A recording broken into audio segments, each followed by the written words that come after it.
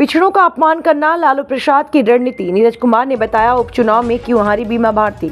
रुपौली उपचुनाव के नतीजे आने के बाद जेडीयू नेता नीरज कुमार ने लालू यादव और तेजस्वी यादव पर तंज कसा है। कहा कि तेजस्वी यादव के पैर रखते ही बीमा भारती तीसरे नंबर पर चली गई। बता दें, बिहार में एक सीट पर हुए विधानसभा उपचुनाव में जेडीयू को हार का सामना करना पड़ा। इस सवाल के जवाब में जेडीयू के मुख्य प्रवक्ता नीरज कुमार ने कहा, हम इसकी समीक्षा करेंगे, आखिर हार क्यों हुई। वहीं बीमा भारती के हार पर उन्होंने कहा, तेजस्वी यादव के पग रखते ही बीमा भारती तीसरे नंबर पर चल गई। तेजस्वी यादव की ऐसी हालत देखी नहीं जाती। प्रवक्ता नीरज कुमार ने कहा, पिछड़ों का अपमान करना लालू प्रसाद की रणनीति रही है। बेटी के लिए प्रचार करते हैं, लेकिन अति पिछड़ा की बेटी बीमा भारती के लिए कोई प्रचार नहीं किया। आने वाले दिनों में जिन 4 सीटों पर उपचुनाव होने हैं, उसमें एनडीए घटक दल के साथ बैठक कर रणनीति बनाई जाएगी।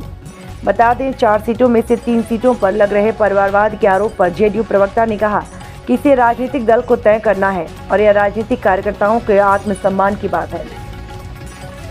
उपचुनाव के जो नतीजे आए हैं उसको इस रूप में भी चिन्हित किया जाना आवश्यक है कि इंडी गठबंधन के घटक दलों में कहीं सामंजस्य नहीं था। जैसे टीएमसी अकेले लड़ रही थी चुनाव, टीएमसी की जीत न हुई। इंडी गठबंधन के नेता गाल क्यों बजा रहे हैं? गाल बजाने का उनको अधिकार नहीं है।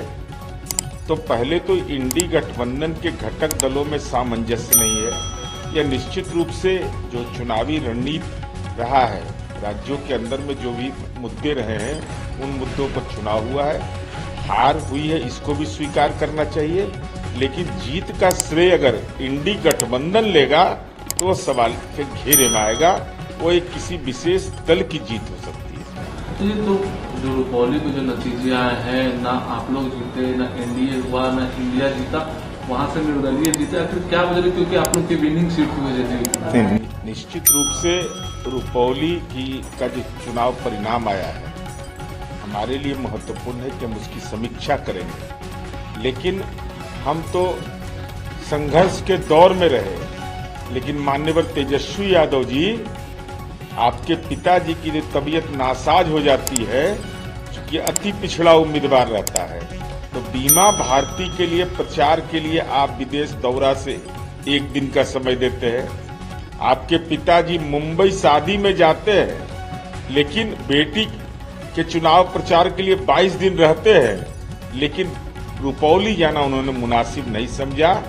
लेकिन हमारे लिए महत्वपूर्ण विषय यह है कि हम कम वोटों के अंतर से हारे हैं, किन कारणों से हारे हैं, पार्टी इसकी समीक्षा करेगी, जिससे भविष्य में होने वाले उपचुनाव के लिए भी हम रणनीति बनाने में सफल हो सकते हैं। ये कांग्रेस नेता पवन खेड़ा, उन्होंने कहा है कि जो सीटें उपचुनाव जो हुए हैं वो बेहद अहम है चुनाव था, और 1.5 महीना के अंदर ही लोकसभा चुनाव के बाद वो बीजेपी को कड़ा संदेश दिया। माननीय पवन खेड़ा जी से हम केवल यह जानना चाहते हैं कि आप 3 में है कि 13 में है बंगाल में, आपकी भूमिका क्या है बंगाल की जीत में, यह जरा सा बताना चाहिए कि माननीय ममता दीदी से मधुर संबंध है या राजनीति में कटु संबंध है, या आपकी हिस्सेदारी आपको देते हैं कि नहीं, आपको आपका समर्थन भी ममता बनर्जी लेना मंजूर नहीं करती हैं, तब आप यह श्रेय अगर ले रहे हैं तो ये आपका विषय हो सकता है।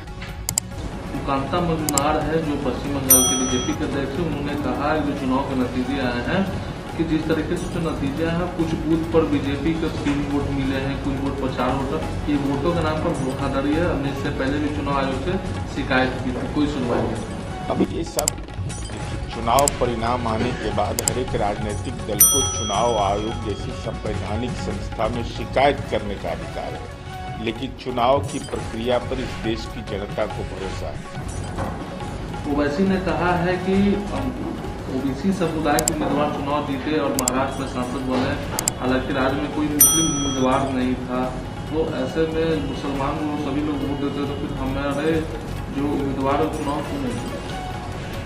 ये तो आप समीक्षा करिएगा ना कि समाज में एक विशेष समुदाय के लोगों को अलग थलग करने की इनकी रणनीति रही है, उन्मादी बनाने की रही है।